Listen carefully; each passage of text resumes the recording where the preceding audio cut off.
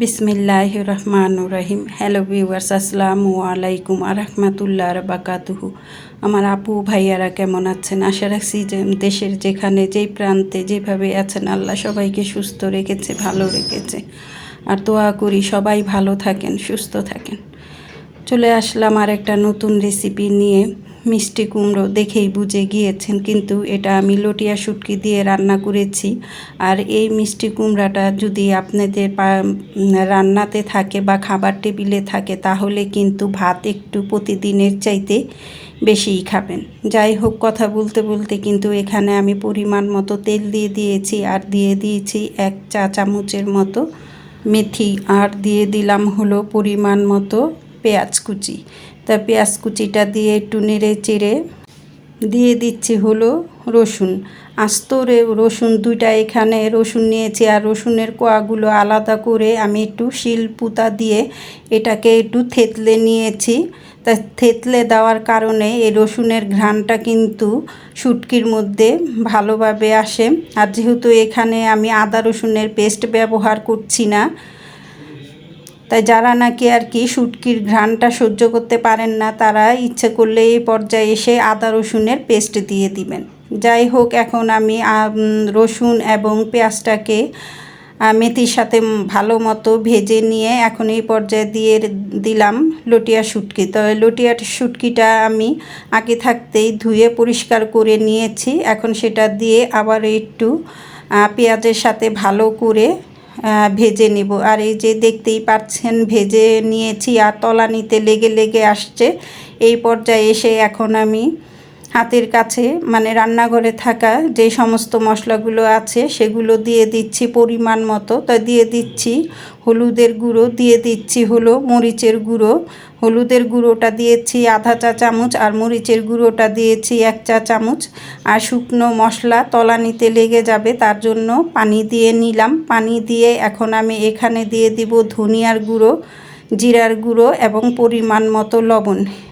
এই সমস্ত কিছু দিয়ে মশলাটাকে আমি ভালো মতো কষিয়ে নেব। ভিডিওটা দেখতে দেখতে আমার আপু ভাইয়ারা যদি কোনো কর্মে লাইকটা দিতে ভুলে যান, প্লিজ লাইকটা দিয়ে দিবেন। আর আমার ভিডিওটা অ্যাডসহ দেখে নেবেন, কেন এটা আমার মুনি চ্যানেল। তাই যাই হোক, সব কিছু দিয়ে এখন আমি মশলাটাকে ভালো মতো কষিয়ে নিচ্ছি। একটা কথাই আছে, যে যেরকম করবেন তার কিন্তু কর্মফলটা কিন্তু সেই রকমই আসবে। তাই আমরা সচরাচর আমরা যেভাবেই থাকি না কেন আল্লাহ কিন্তু সবই দেখেন, সবই বোঝেন। কেন এই কথাটা বলছি, সবাই হয়তো আমার পোস্টটা দেখে বুঝে গিয়েছেন। আমি পোস্টে আজকে অনেক মনের দুঃখে একটা পোস্ট দিয়েছি। চাইলে আপনারা সবাই একটু, যারা না দেখেছেন তারা আমার পোস্টটা গিয়ে একবার দেখে আসতে পারেন।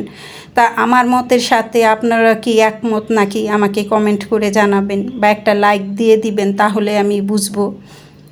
যাই হোক, কথা বলতে বলতে এখানে আমি মশলাটা কষিয়ে নিয়েছি এবং মিষ্টি কুমড়ো দিয়ে মিষ্টি কুমড়াটাকে একটু ঢাকনা দিয়ে ঢেকে ভালো মতো কষিয়ে নিয়েছি। তাই এই পর্যায়ে কিন্তু মিষ্টি কুমড়াটা অনেকটাই সিদ্ধ হয়ে আসছে। আর মিষ্টি কুমড়া যেহেতু নরম একটা সবজি, এটা কিন্তু সিদ্ধ হতে বেশি সময় নেয় না। তার জন্য এখানে আমি সামান্য পরিমাণ পানি দিয়েছি, মানে চায়ের কাপের 1 কাপের পরিমাণ পানি দিয়ে দিলাম। দিয়ে এখন আমি যেহেতু এটা মাখা মাখা করে নামাবো, আপনারা যদি এটা একবারে ভাজা ভাজা করে নিতে চান তাহলে কিন্তু পানির পরিমাণটা আর একটু কমিয়ে দিবেন।